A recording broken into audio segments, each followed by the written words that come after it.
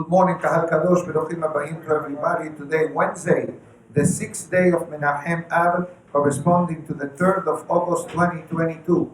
Today's class, graciously sponsored by beloved grandfather Ezra ben Nehama, as well as by Eli and Sara Levi, Le'ilui Nishmat, her grandfather Zishe ben Eliezer Weintraub, as well as dedicated today by Morris Cha, Leah Batlova Kohen, Hana Alea Hashalom.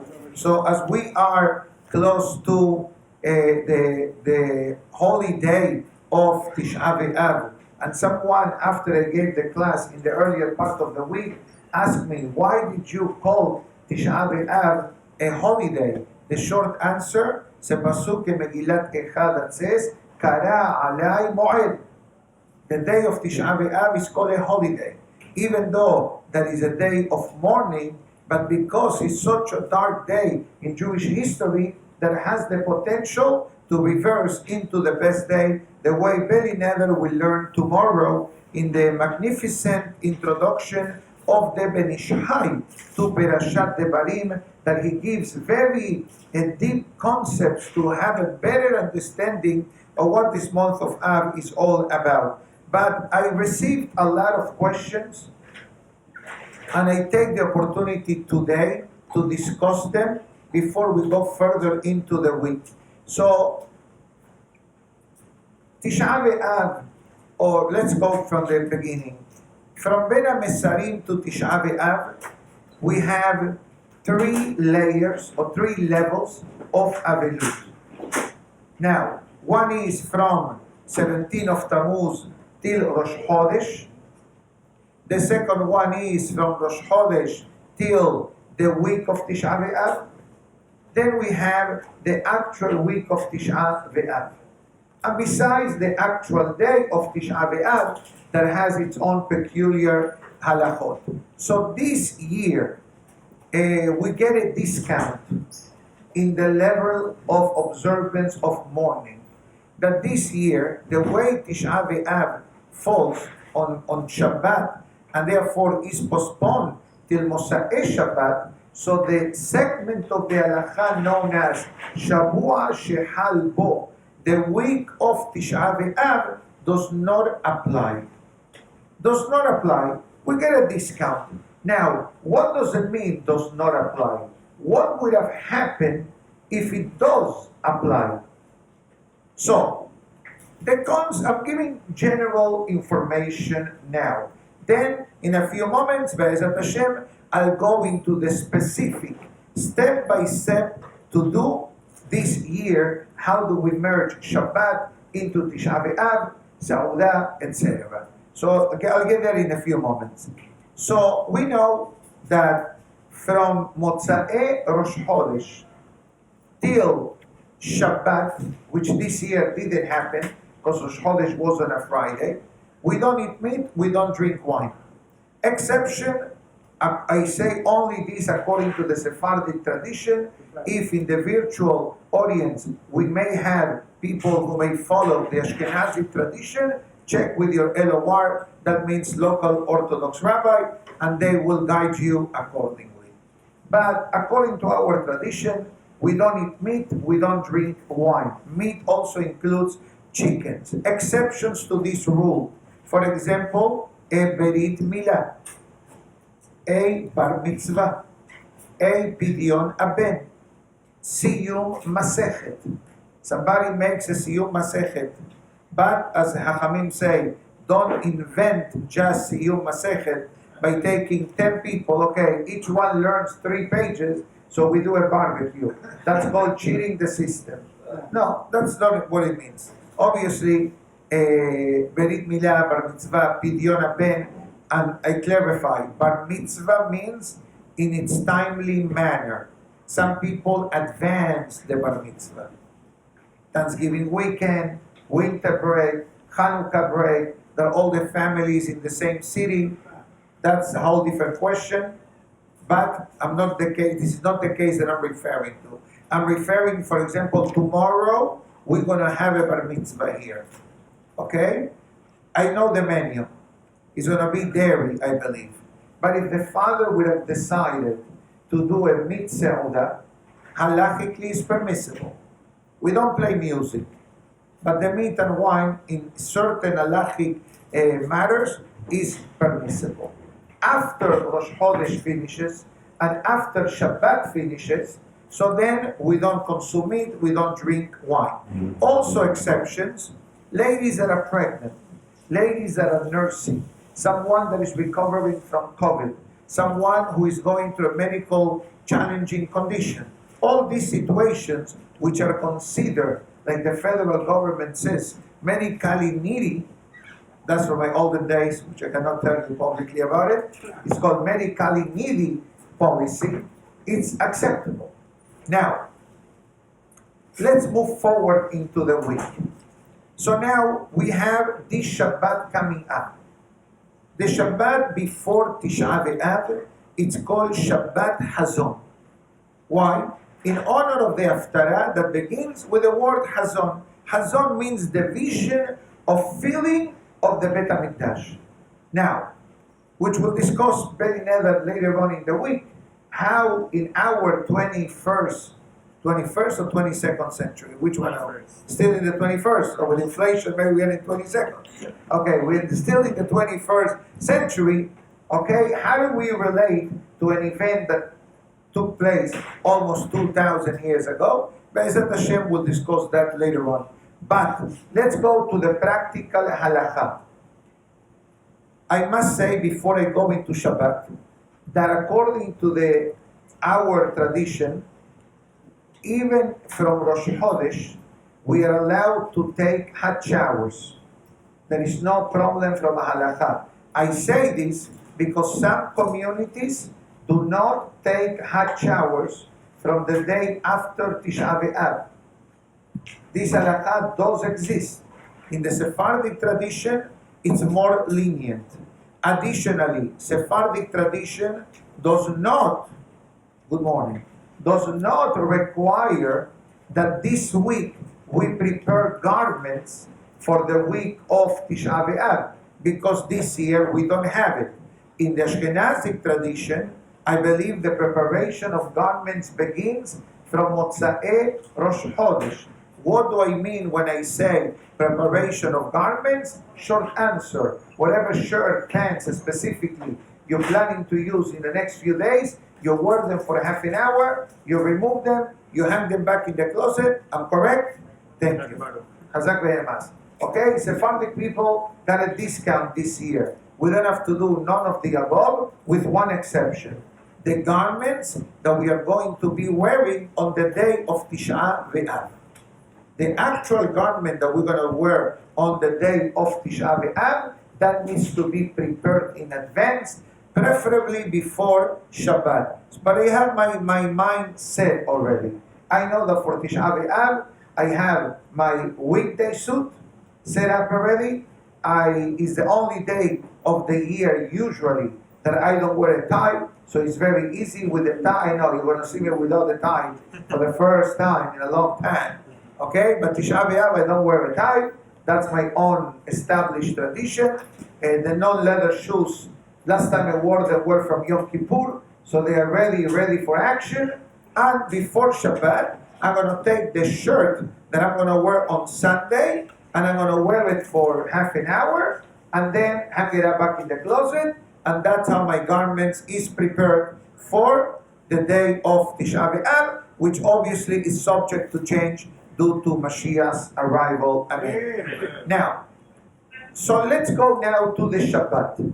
I said this in the beginning of the week, but I think that it fits at this moment.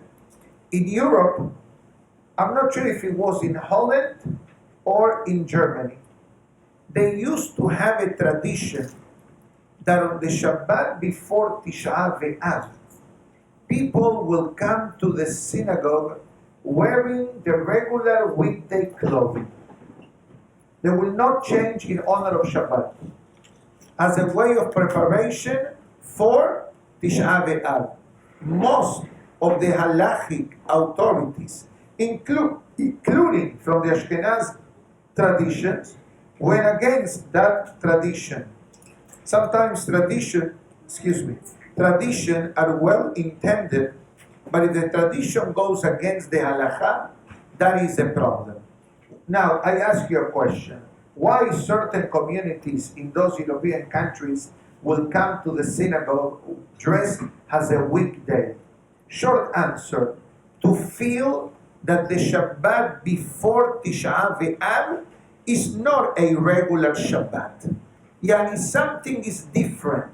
That we don't eat meat or drink wine, and we don't buy things that we don't need, and we wait until after Tisha Be'Ab, especially cars, jewelry, etc. Unless there is a great deal, we have a coupon that's going to expire, that's an exception to the halacha, because at the end of the day, nobody wants you to lose money if you can save 20%, 30%, etc. But even though their intention was holy and pure, but that creates a conflict with a different halacha. That on Shabbat, you're not allowed to show signs of avelut, signs of mourning. That's the reason why, God forbid, if someone is sitting Shiva before Shabbat, what they do? They must change all the garments. Whatever they wore during the Shiva, especially the torn shirt, you remove it.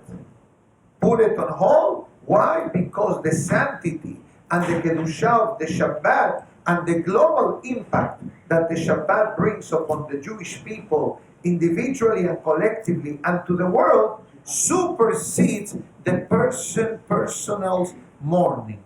That's the reason why when it comes to this Shabbat, we eat regular. That means like any normal Shabbat of the year.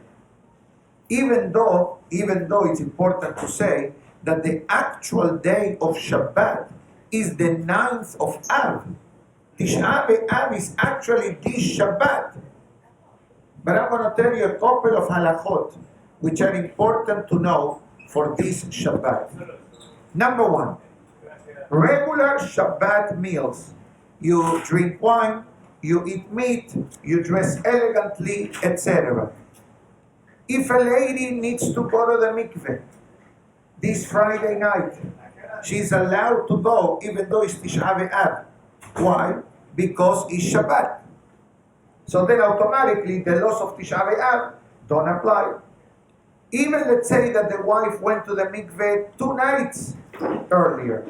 Shabbat night is permissible to feel the mitzvah between husband and wife, even though it's Tisha Be'Ab.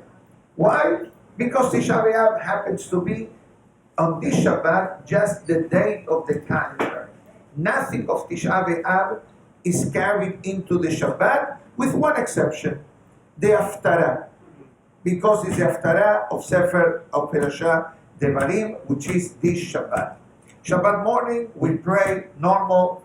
Shabbat afternoon, now we're going to make changes. Some changes. First of all, the Halacha writes that, let me start on the chronological aspect. Number one, the Halacha writes, organize mincha earlier than usual. So people have a chance to go home and have Sa'udah Shelishit. We're going to offer, based on last year's notes, 2 minyanim. One at 2 o'clock. So after lunch, you come, you do mincha, then you go home and rest till the end of Shabbat, 8:45 approximately. Or we're going to have a second minyan at 5:30. After tefillah, everybody goes home. You do a beautiful Sa'udah Shelishit. And I add the word beautiful because usually before Tisha Be'Ab, we have a restriction on the menu that we have. Sometimes we have jedra, right? Or the hard-boiled egg. This year, no. You don't sit on the floor to have the last meal.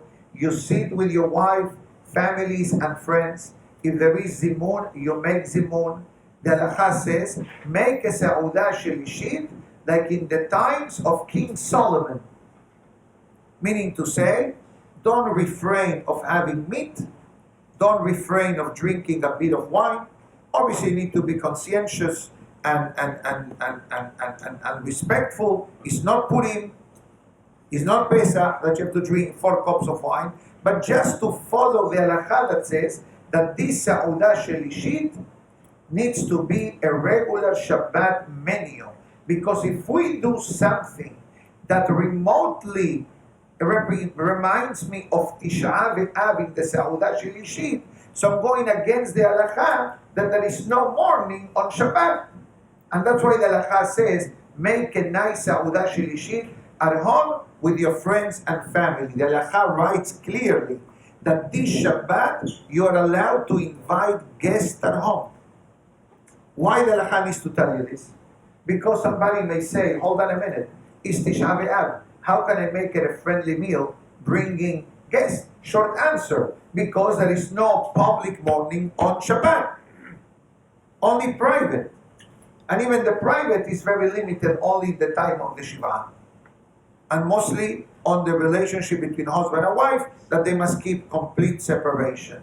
But the rest, I'm not going to the Sefer Torah, that's obviously, but the rest, Kiddush, Seudah, sitting on the chair, sitting on the table, all is permissible during the Shabbat of the 7th day of Shiva. Now, we need to pay attention also to the aspect of time, because when does the day actually ends? Or when does the new day actually begins? It's a debate in the halakha. We have 3 halachic parameters. One is called sunset, shekiah. Then we have ben hashemashot, between the day and night. Is an unknown extended period of minutes to determine these few minutes belongs to the previous day or belongs to the next night. And that question will make a difference on a baby that was born on a Friday after sunset, but before Tzeta Kochavim. Tzeta Kochavim for the Berit Milah. Does the baby belongs to Friday or belongs to Shabbat? Maybe belongs to Friday because you follow the opinion that Ben Hashemashot belongs to the previous day. But what about the other opinion that says no, Ben Hashemashot is already to the next day?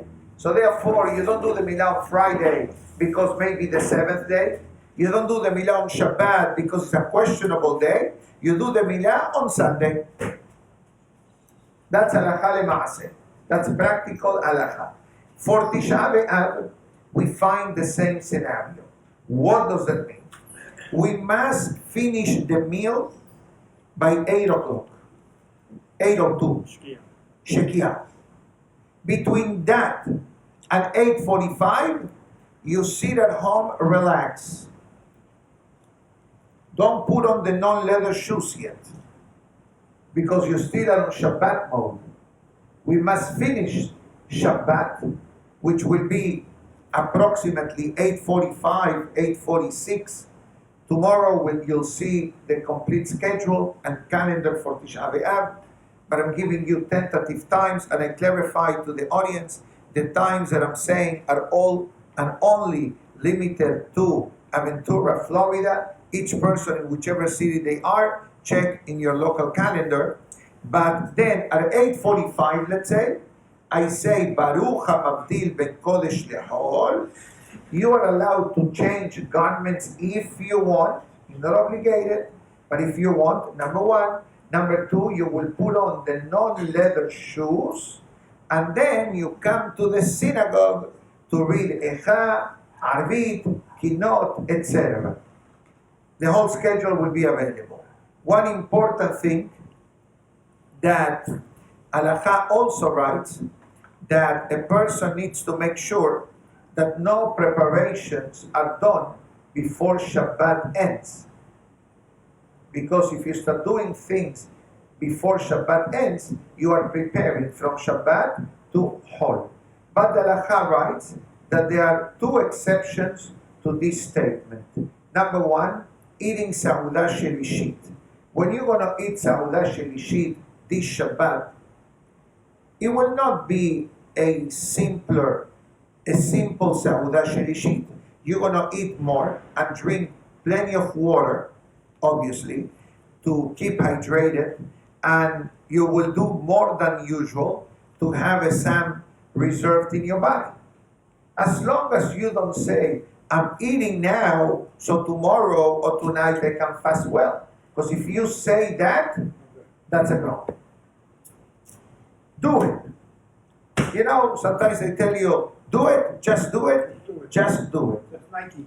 Additionally, Halakha allows that a person takes, there are certain pills in the market that are like a time release capsules of caffeine for some people who may suffer from caffeine withdrawal. And then they have Tylenol or Advil time release that basically you take it during Saudah Shilishit with water, and then your body, the way the time release capsule function, it will release it to avoid headaches and whatever feelings the person may have in a day of a ta'anit. Now, concerning the question of Havdalah. Havdalah, interesting enough, has many parts this weekend. Havdalah part number one, will be done at the synagogue in Arvit. Just by saying, Bore Meore Ha'esh. This weekend, Mosai Shabbat, no Besamim. Because Besamim is enjoyment and pleasure. And Tisha Be'Ab, no enjoyment and no pleasure. Even men or women or ladies that for medical reasons will not be fasting, they will not do Besamim on their Havdalah. But it's important to say this openly, that anyone who will not fast on Tisha Be'Ab or will start the fast because you just ate a heavy meal in Saudah Shilishit. So you say, you know what? I'm very satisfied. Let me start the ta'anit with everyone else. Let me go to the synagogue, do whatever I need to do, and then I'm going to go to sleep. And based on how I feel in the morning, depending when do I break the fast. I say this openly. Anyone who needs to break the fast for Tisha Be'Ab medical reasons must do Havdalah before breaking the fast. But the Havdalah is the shortest version. You don't say all the happy Pesukim, Eliyahu Navi, Elad Min Aneni, Aslihenu. No, Kosi Shuot Esa, Sabri Maranan, Bore Peria Gefen, and the Berachah from Abdil Ben Kodesh Lehol. If the wives or the ladies come to the synagogue, they listen to the Bore Meore Ha'esh that the Hazan will do Saturday night. But if they are at home, they do Bore Meore Ha'esh by themselves, and they will make the short version of the Havdalah. Concerning the question, how much to drink for the Havdalah, there are many different opinions in the Halakha. One opinion says, take a sip and give it to a child to drink it. If you have a child, 4, 5, 6 years old, children like grape juice, you don't have to do it on wine, they like grape juice, give it to them. Otherwise, the person can drink it, and if the person doesn't want to drink it because of the sugar content, just drink a sip, and halachically you are covered. There is an interesting halakha that in the event that a wife needs to do Havdalah, she can do it at home, obviously, and she can do it on behalf of all the members of the household that are present, including the husband. But the husband will listen to the Havdalah the next afternoon in the synagogue, so I don't think that this halakha really applies. Another question that came yesterday,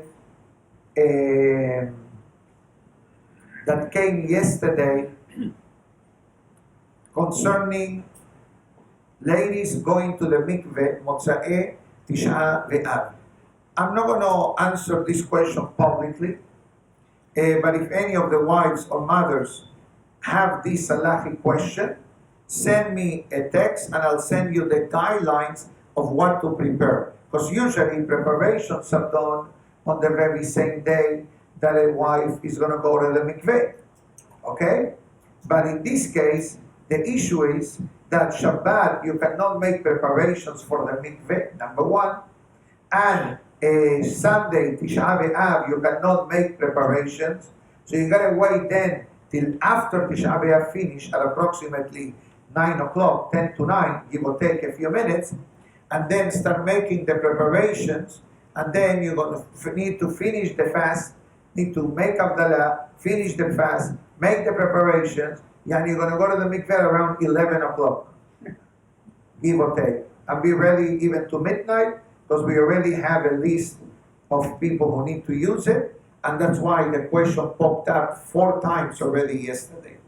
So I put some steps what to do one by one, very simple, very practical, just to say that everyone not in Florida, check your local rabbi with your standards, etc. But certain things can be done on Friday if necessary. Now, one more important halakha that is important to say. According to the Sephardic tradition, this week, taking a haircut and shaving is permissible, with one exception, Friday. Halakha writes clearly that on Friday, don't take a haircut, don't shave. No, because you want to do something. That we give you a lot of discounts. That's And the nails? the nails. You should cut them before. If they are too long, you're allowed to cut them. According to what I know, it's bound to cut the nails before Friday. True. So as I said, if they are too long, cut them. For example, I cut them yesterday because they were too long already. I usually do it on Friday, but to me on Friday they look good, but between Friday and Tuesday afternoon, they look not the way they should look. According to Kabbalistic terms, the nails of a man, if they can be seen from this side, they are considered too long. The nail should be below the skin. If they are too long, that's a problem.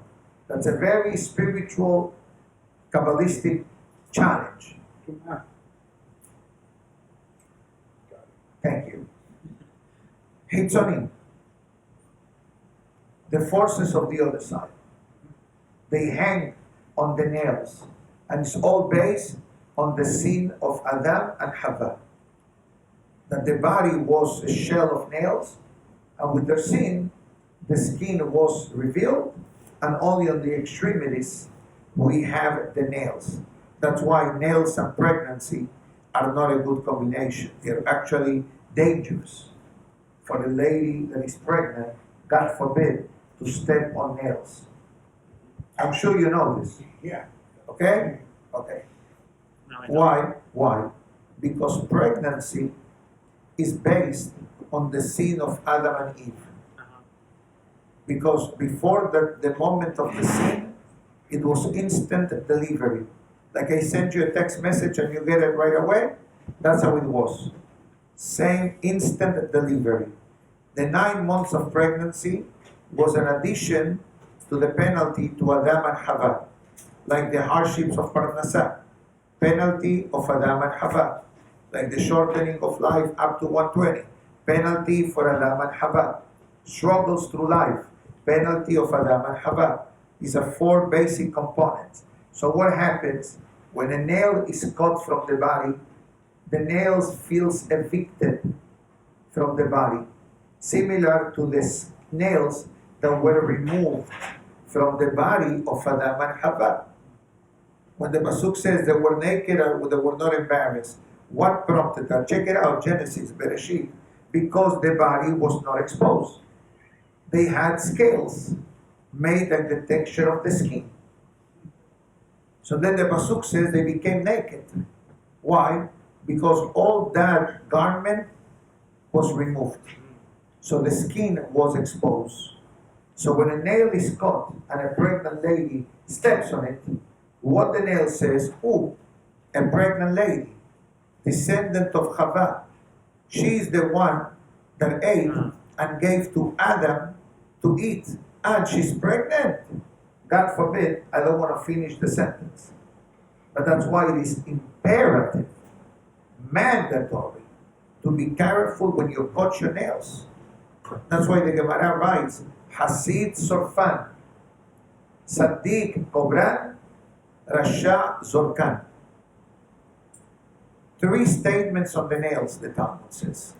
The pious burns the nails. The righteous buries them.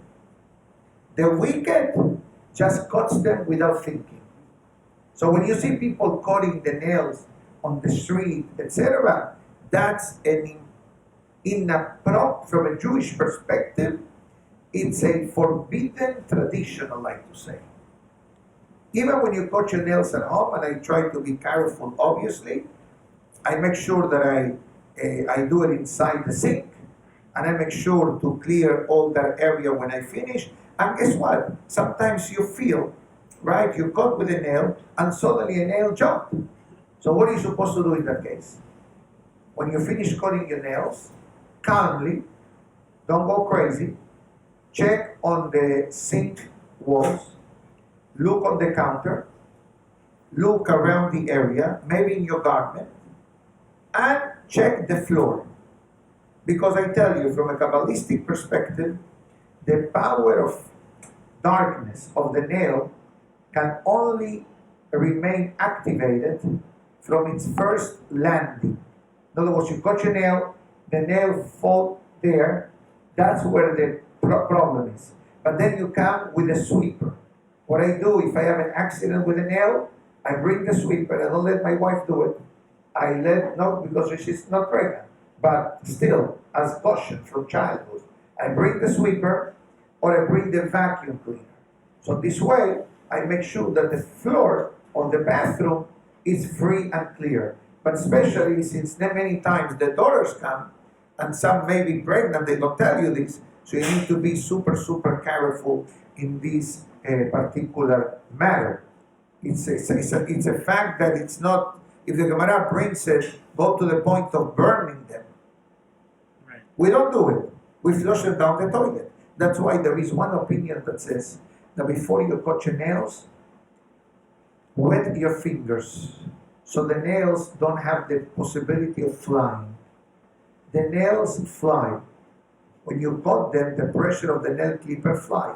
But if it's wet, stay stuck to the device. Today I saw there is a new nail clipper that captures the nails. Somebody told me I never saw it, but interesting. Okay? Now, according to some opinions, since we're talking about nails, there is a code how to cut the nails. 42531 24135. I'm not going to say this again. But it's written in the holy books. But Rabino Ari says, don't worry about that. There is no need from a halakha to do what I just said. Now you may ask, why do you have to skip? I asked the same question many years back, and a wonderful rabbi from my childhood told me the following answer. That when God forbid somebody passes away, the Hebra Kadisha that takes care of the remains, besides dipping the body into the mikveh, okay, they clean the body externally and internally. And one of the protocols has to do with the nails. Why? The nails, I will tell you one thing, like the hair, I believe, I may be wrong, but I believe that post-mortem, they continue growing temporarily. And because the nails, in a way, becomes a magnet of hitzonim, of angels of darkness, when a body is being buried, the body, I'm going to say something that I'm not proud to say, but it is the reality. It becomes a magnet for the forces of darkness. For that reason, why it becomes a magnet? Because it has no neshama. So for that reason, our holy rabbis, with their godly wisdom, established the recital of chapter 91. Yoshe Beseter Elyon. Why this chapter is recited when they carry the remains and they do the burial? Because this is the antidote to the angels of darkness. This is a chapter of protection. And that's what it says here. Ibol misidecha elef, urover minecha, 1,000 will fall from your right, and 10,000 from your side, and 10,000 from your right. Elecha lo igash, to you they will not touch. Because for these forces, this is fresh meat. A dead body, no neshama, that's good for us. We want to hang around him. That's the reason why we say this chapter of Tehillim. And one of the things that the Hevra Kadisha does is check the nails finger by finger in the proper order to make sure not to miss anyone, and making sure, A, that the nails are clean. The Ben Ish Hai speaks about dirt under the nails. That when dirt hangs around the nail underneath, most likely that happens because the nails are longer than they're supposed to be. Look, if the nails reach the border of my skin, there is no way to hang around. There is nothing hanging on me. Yeah. My nails are clean. Okay, I don't do manicure, thank God. Okay, I do it myself at home. No. Sometimes people do that. Okay, Baruch Hashem, I do it at home. Thank God. And that's it. Make sure that they are short, make sure that they are clean, and Shalom al Israel. That's the answer to your question. It was too long, but it's fine. But it's important because, there is a reason why the halacha suggests to cut your nails every Friday. I don't know many people that do it because nails usually don't grow that much, okay? Especially with nail clippers and filing, that it makes it look presentable, etc. Toenails is a different topic. According to some opinions, you should not do the hands and the toes on the same day, because that's the Hevra Kadisha protocol. Again, it's not prohibited. If you need to, you need to. If a lady needs to go to the mikveh, she will do it, obviously, right? Okay. It's not forbidden. You have to understand, a lot of things in the past may have been the common tradition, but as the years and generations went by and our Hachamim tweaked certain aspects, these were some of them. There was a time in history, just to bring one more, that people will, I'll tell you this because it's written maybe here, last month, that in Turkey, there were some communities that they will not eat for 3 weeks meat or drink wine, especially the Hachamim. Not the regular members, but the Hachamim took upon themselves this tradition. Again, it's a tradition established by the Hachamim, and as I said in the beginning of the week, the Gemara clearly writes, don't put the crease on the congregation when the congregation will not be able to stand by them. Sometimes you need to press because we're dealing with serious matters. But some matters, you don't have to go to the most extreme opinion. As long as you are in the middle of the road within the proper parameters of halakha, we are in the right track. Now, all the steps and whatever we mentioned, with the exception of the nails was a bonus topic, similar to taking haircuts. Okay, why so much emphasis in the Torah is made about haircuts? Short answer, because haircuts come in two forms: the beard or the hair, the head. The Kohen Gadol, the king of Israel, will take a haircut every day. Just fix it. 5 minutes. The Kohen Gadol, every week. The regular Kohanim, 30 days. From here, many opinions say, since every Jew is a Kohen, so to speak, every 30 days you should take a haircut. I don't do it personally because my hair is usually very short. Mine is 1.5, 2 all around. My haircut is easy, thank God, easy, Baruch Hashem. So I take every 6 weeks. So I took one before 17 of Tammuz. I'm going to take one probably before Selihot, another one before the Shana. I'll manage, 6, 7 times a year. But why the emphasis of the hair? Short answer, from Kabbalistic writings, long hair is not good to have. When I say long, I don't mean the ones that we see. I mean like longer than usual.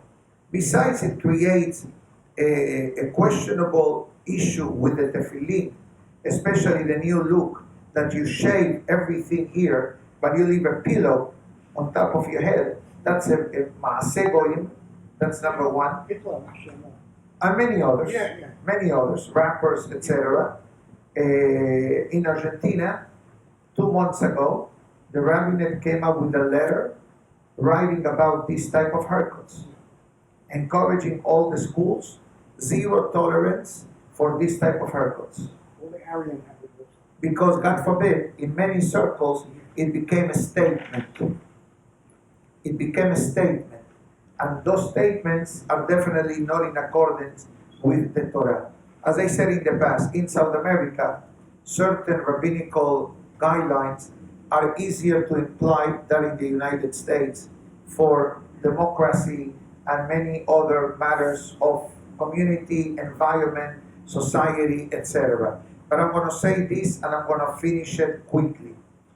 And this is only applied to men, not to ladies. Only to men.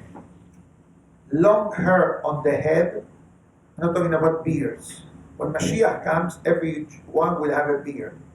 I'm starting now, in advance, I'm Mahmed.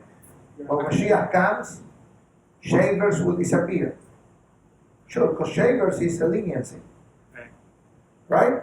Shaver is a leniency. Now, for centuries, no one shaved in the world, including Goyim. But the priests started to shave, and nobility started to shave, and then it became a permissible concept in the world. Shaving, but I'm not telling you what to do. But I'm telling you the following. From Kabbalistic perspective, the more here and the less here is the proper. A lot here is problematic because the hair becomes din. The hair is called din, judgment. So a lot of hair, ponytails and curls and all these things, is not for a proper Jew to have this type of hairs. Even shaving, make sure that you use a kosher shaver that doesn't create halachic problems, and make sure that you don't shave too short. Because if you shave, I don't shave, right? But if you shave above this area, this, it's a Torah prohibition. Be'Ab. So you always use this as a guideline. You see the bone here, there is a bone that I believe finishes right here, by the middle. So some people, what they do, they cut here. That's a biblical transgression. 2 of them, right and left. So be careful. Be careful. Don't worry. Next time you shave, anyways, you're not going to shave this Friday. If you want to shave, do it on Thursday. Want to take a haircut, do it on Thursday. Friday. If the nails are too long, you can cut them on Friday. If you see that they are very short, like this one, wait. That's it. Rabotai, I'm finishing with the following closing statement. We said a lot of things. Some of them may have been known, some of them may have been new. But the reason why Hachamim give us, especially in the laws of Tisha Be'Ab, bathing, perfume, hair cutting, nails, etc., is to somehow, for a very limited moment of the year, that we feel something. Now, what we're supposed to feel? We're supposed to feel that we need the Bet HaMikdash. Now, why do we need the Bet HaMikdash? Because every single problem in the world, not only for the Jewish people, including for Goyim. Look what happened with Pelosi, went to Taiwan yesterday. What could happen from that visit? China is already making military exercises. Taiwan also, and the United States is mobilizing all the fleet from Japan and Singapore. So, this is like temptation, tempting, testing the water, who is going to react. We already see the fiasco and the drama in the Ukraine. The thousands of casualties, the new-born anti-Semitism in that part of the world, God forbid. Yes. So all the dramas and everything, including inflation, by the way, and the madness of society today with Roe versus Wade and all these things that are happening, if you just follow the headlines, scary, okay? And the mobilization of the masses through social media just to destabilize countries and governments. Why all this is happening? Short answer, because we don't have Mashiach. And in the moments prior to Mashiach's arrival, the world will become convulsive. It's already convulsive. We thought that a year ago we were in trouble. I think a year later, it pained me the other day. I went to fill up gasoline. $80, Ribono Shel Olam. I saw it, $5.49. A gallon. Then I saw somewhere $4.29. But I never heard of the brand. So I said maybe it has more water than gasoline. Yeah, Maybe diluted. Costco, but you got to schlep to Costco. You need to be there and wait with another 300 people waiting to fill up gasoline. If you go to Costco to do your shopping, Hazao Baruch, you add half an hour for gasoline. But can you imagine? You can imagine a hummus and lasagna, 2 coffees, $80. I'm not going to say a word. Don't say a word. No, I'm not going to say it. Don't say it. That's good. But all these are signs of the Geulah is on the way. So what Hakamim say? The Gemara, I'll finish with the following statement. Kol hamitabel al Yerushalayim zoche bero'e bebinyana. In English it means, whoever mourns for the destruction of Yerushalayim, the Bet HaMikdash, exile. We are in exile, Rabotai. The entire Jewish world is in exile, and I'm going to say the following statement with pain. In Israel too, we are in exile. Don't think that because you land in Israel, Mashiach came. Israel has, regretfully, a lot of spiritual challenges. More than you can imagine. More than in America. And these words are not easy to say publicly. And why do I say such a thing? More than in America. Short answer. Because we understand that a lot of the crazy things happening outside are done by Goyim. So we keep a distance. But regretfully, in Israel, who is doing whatever they are doing? Our brothers. And that's what becomes painful. And many things that are happening, also same gender, and the pride parades, and survival benefits for a living partner, and 2 parents and 1 son, two fathers and 1 son, whatever, God forbid, has v'shalom, or the stores open on Shabbat, the train running on Shabbat, both services on Shabbat. And I understand that not everyone in Israel is Shomer Shabbat, but we need to understand the land of Israel is not ours. Ki li kol haaretz, the pasuk says. The land of Eretz Israel belongs to HaKadosh Baruch Hu. So if I come to your house as a guest, I'm not going to go against your will. I'm going to sit whatever you tell me. I'm going to eat whatever you serve me. I need to act in a proper way. And that's why Galut sometimes is extended. Because the land, it gets rid of the citizens. So if you're going to live here the way you want to live, Taki haaretz, it's a pasuk in the Torah. That the land, I'm sorry to use the word, but the Torah uses Taki. What's the meaning of the word Taki? Expel. That's a fancy word. That's not the real meaning. That's a nice word. I'm not going to say it out of respect to the audience, but it's a much ugly and smelly type of expelling procedure. Exactly. From your mouth. But we'll save it for some other time. So that's why the Gemara says, a person who thinks about Yerushalayim. Can you imagine Yerushalayim in the time of the Beit HaMikdash? Kohanim, Leviim, Israelim, Shalosh Regalim. We cannot really imagine. Whatever we know is what's written in the holy books. So at least if we apply ourselves to a few halachot that are going to become activated in the next few days, and we follow them to the best of our abilities, that is called mourning for Yerushalayim.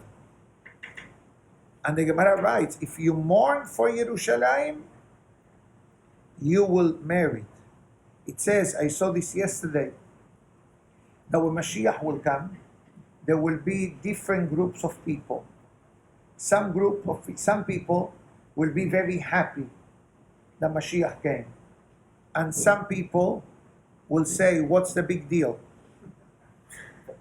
So how do you qualify to be in either group? So he says the first group that rejoice and happy and dances is those that throughout their life they had the basic emunah that any day Mashiach will come. And those who don't feel nothing is because during their lifetime they felt nothing. You know, Tisha Be'Ab came, okay, another day in the calendar. Which restaurant is open on Tisha Be'Ab?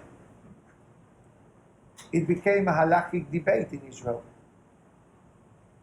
In America, most of them are closed. Supermarkets, they are allowed to open. But in Israel, they close and they put a sign. Due to the ta'anit, we not open. So, you know, I'll tell you what happened in Israel. I was the eyewitness. Nobody told me this story. I was there. It was a fast day, the 17th of Tammuz. I was in Jerusalem.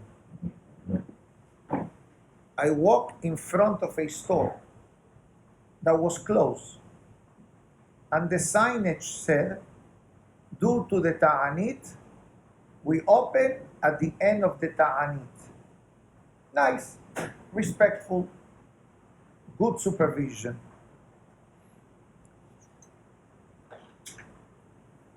I was happy to see such a sign. There was somebody working inside, but you're allowed to work on the 17th of Tammuz. Even for food, just don't eat. You know, you have a restaurant, you need to do prepping. On Tisha Be'Ab, we don't work. If a person, for anything, if a person needs to go to work, should be done after Hazon, after 1:30. But if you can avoid it, don't go to work. This year is Sunday, so it's easier. But then a rumor came that someone took a picture of a lady sitting down on the table, on the chair, eating a bagel. Someone took a picture, posted it in social media, saying, this restaurant is going against the supervision. It opened up the restaurant on the 17th of Tammuz. So me, exciting guy, I said, I want to investigate. I went. There were a lot of people outside of the store because there was a debate if the Ashgaha was allowed to remove the Mehila. The Ashgaha was asked by people, remove the supervision. You know, some people are extremists. Israel regretfully has a bunch of them. And sometimes they execute whoever comes their way and then they ask questions. Okay? That's not good. That's not good. So to make a long story short, I was so proud that the Ashgaha did not succumb to the pressure and they made their own investigation. What happened? The lady that was sitting in the restaurant was the wife of the owner, and she's 8 months pregnant, and she needed to eat because she felt weak. She began the ta'anit early morning. This was early afternoon. The summer heat of Israel, it's heavy. So the husband says, if you feel about to faint, sit down and eat. And Baruch Hashem, this was a happy ending. But I remember that day.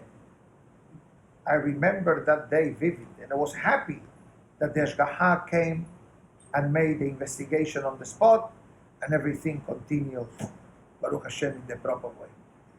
Okay, my good friends, שנזכה ונחמת ציון. Have a great day, everybody. ברוך אדוני לעולם, אמן ואמן. רבי חנניה בן עקשיא אומר, רצה הקדוש ברוך הוא לזכות את ישראל, לפיכך הרבה להם תורה מצוות שנאמר, אדוני חפץ למען צדקו, יגדיל תורה